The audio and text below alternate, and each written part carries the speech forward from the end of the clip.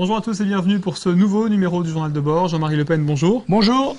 Et le fait de la semaine, ce sont les élections sénatoriales avec le Sénat qui passe à gauche pour la première fois et le Front National qui s'en sort bien.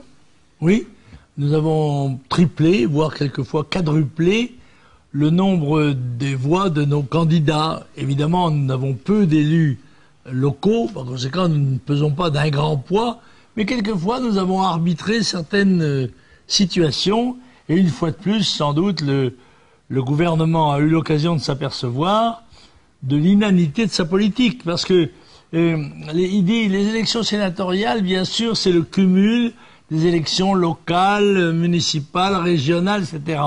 Et justement, les dirigeants de l'UMP devraient se poser la question, qu'est-ce qui a justifié la perte des élections précédentes?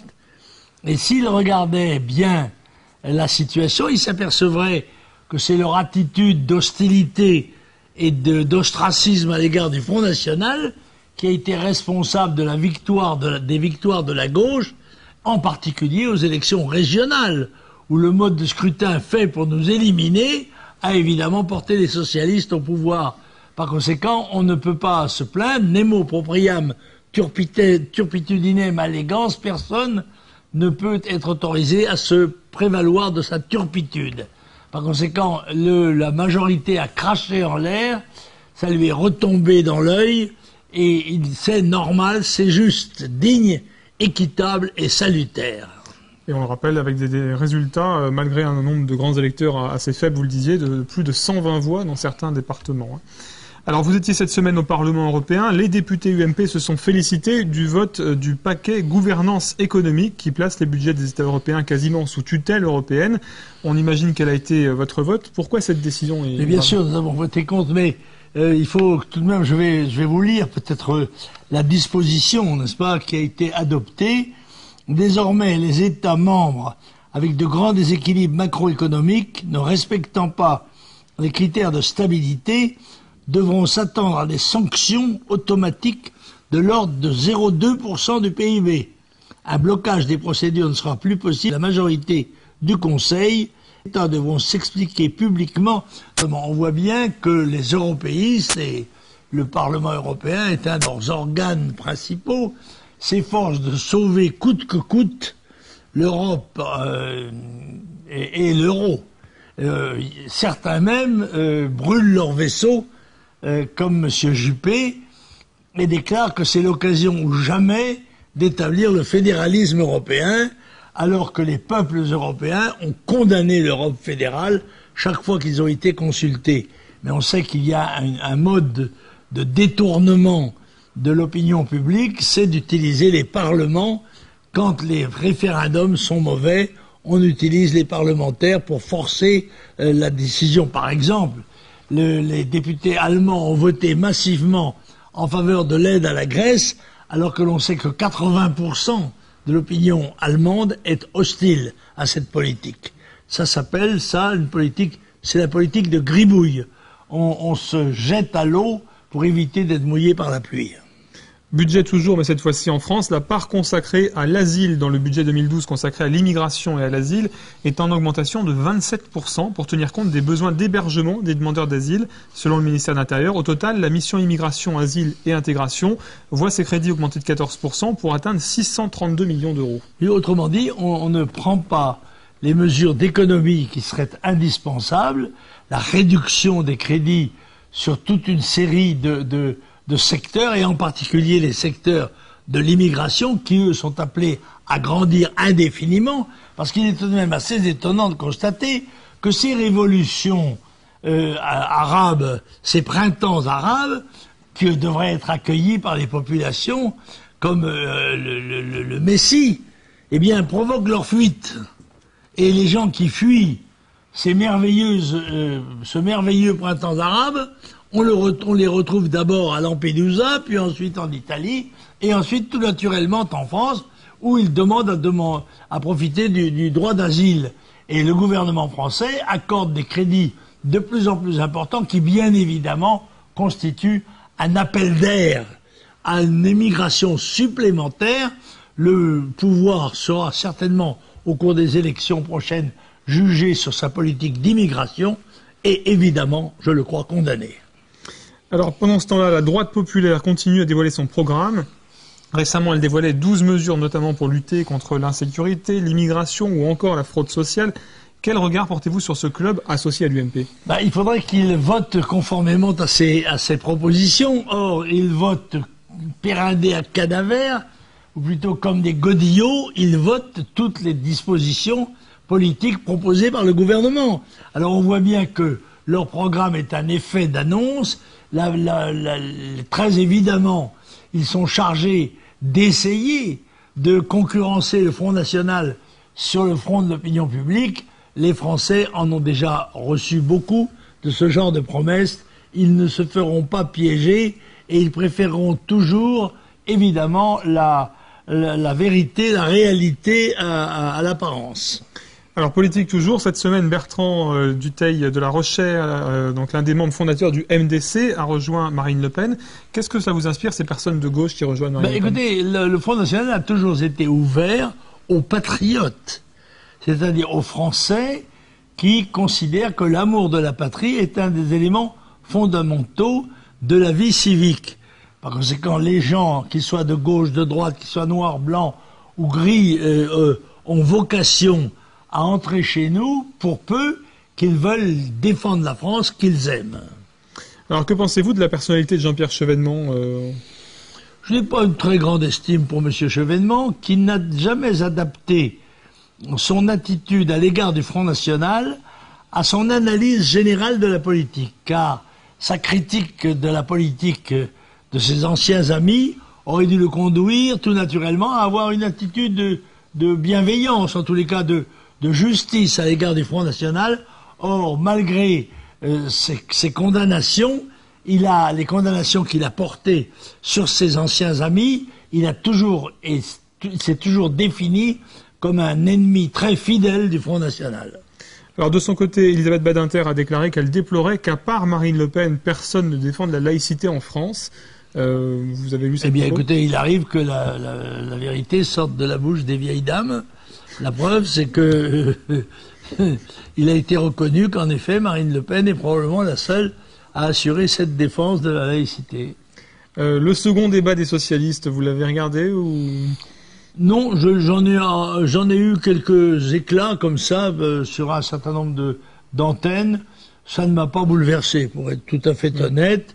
Je vois bien que les socialistes ont réussi le coup de l'accaparement de l'espace médiatique, c'est-à-dire qu'on ne parle que d'eux, mais je crois que ça finit par lasser les électeurs et qu'ils ne vont peut-être pas avoir le succès qu'ils attendaient de leur initiative sur le plan de la politique réelle et non pas de la politique médiatique. Alors les insultes et les diffamations se multiplient contre le Front National ces derniers jours. Vous avez suivi, j'imagine, celle de M. Madénian, Mme Fourest. Il sort 2 livres sur Marine Le Pen par semaine. Des livres hostiles, bien sûr, mais je crois que ces follicules n'ont comme lecteurs que leurs auteurs. Et à quelques rares exceptions près, portés, comme le livre de Mme Fourest, par l'ensemble de la presse, n'est-ce pas? Et une promotion exceptionnelle, eh bien tout cela se perd dans les sables de l'indifférence. Mais bien sûr, nous nous attendons à recevoir de plus en plus d'agressions, d'attaques, de calomnies. C'est la mesure de la montée en puissance de la candidature de Marine Le Pen et de la force du Front National. Nous prenons donc ça avec beaucoup de philosophie. Et notons que Vallerand de Saint-Just, donc avocat du Front National, entame une procédure contre l'insulte qui a été faite aux électeurs du Front National. Bien sûr, aux électeurs du Front National qualifiés de fils de pute. C'est ça. Ainsi d'ailleurs que du Front National et de chacun d'entre nous, mis en cause, nous le ferons chaque fois que ce sera nécessaire. Et chaque internaute peut évidemment s'associer à cette plainte par le biais du site internet. Alors, vous étiez en déplacement le week-end dernier, parce que vous êtes aussi en campagne pour la présidentielle. Parfaitement. À Bordeaux, tout d'abord. Est-ce que vous pouvez nous parler de cette journée ? Je redeviens une vedette américaine. C'est ça. C'est ça. Alors, je vais sans doute avoir cette mission aussi pendant la campagne électorale de faire les réunions même de grandes villes où Marine ne pourra pas être présente. Et c'est ce qui m'a conduit récemment dans la fédération de la Gironde, dans une manifestation où il y avait un déjeuner de 500 couverts, c'était remarquable, archi plein, dans une température de caniculaire. Et après, d'ailleurs, entre nous soit dit que les organisateurs aient oublié de mettre un ventilateur. Autrement dit, au bout de 50 ans de vie publique, on recommencera toujours les mêmes erreurs. Mais ça, il faut en prendre l'habitude. Bref. Et ensuite, alors, nous sommes partis de Bordeaux le soir. Ça se passait dans une cave désaffectée, une immense cave de vin de Bordeaux, à Château-Mazarin. Et puis, donc, très grand succès de la fédération de M. Colombier, parfait. Ensuite, nous sommes partis dans l'après-midi, fin d'après-midi, à Marseille, pour pouvoir aller le lendemain, rendre l'hommage qu'il a mérité au Bachaga Boualem, dont on devait inaugurer en principe une stèle, mais dont en fait la cérémonie était une cérémonie au monument aux morts. Et je me suis aperçu, et j'ai compris pourquoi on avait essayé de me dissuader d'y aller, car toute la cérémonie était montée au bénéfice du Parti socialiste. Et quand on m'a vu arriver, je suis arrivé comme le Mars en carême, si vous voulez. Et donc, tout le monde m'a fait la tête. Oui.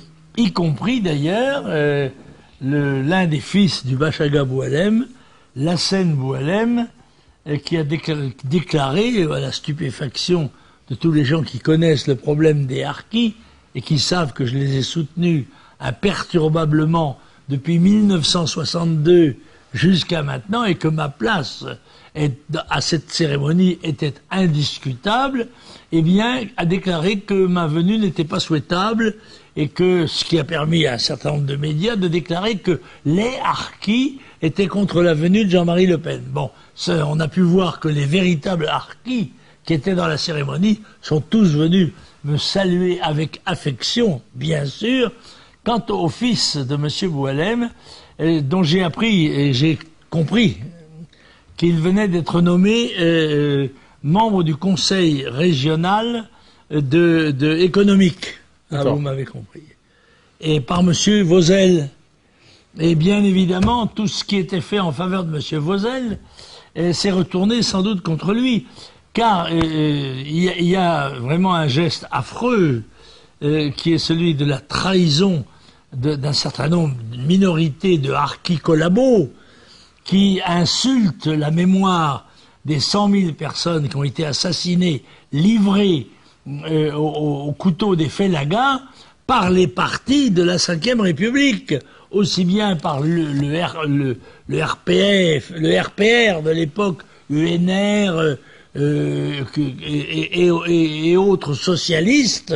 Ces partis de la République ont été complices de l'abandon de l'Algérie et de l'abandon des harkis massacrés par leurs ennemis après que l'armée française les ait désarmés. Moi, j'ai toujours défendu cette cause qui a entaché et qui entache encore l'honneur de la France et de l'armée française. Par conséquent, je ne reçois pas de leçons d'un certain nombre de stipendiés des partis politiques qui essayent de faire servir le sacrifice des harkis de 1962 à l'élection ou la réélection de leurs bourreaux. Et notons que Marie-Christine Arnotu, elle, était à la manifestation à Paris pour l'arrivée de la marche des harkis, donc le Front National représenté. Et Marine était dans le Nord, je crois. Tout à fait. Écoutez, d'autres déplacements, je pense, pendant cette campagne, vous allez aller un peu partout comme ça Écoutez, partout où je suis souhaité, et je pense que je le suis dans un certain nombre d'endroits. On confirme. Parce que j'irai dans le Gard, me dit-on, oui. Par exemple, entre autres. Mais dans beaucoup d'autres villes, je mettrai mes forces à la disposition de la démarche principale, essentielle de la politique française d'aujourd'hui, qui est la campagne électorale présidentielle de Marine Le Pen, et bien sûr les campagnes qui suivront, législatives et autres.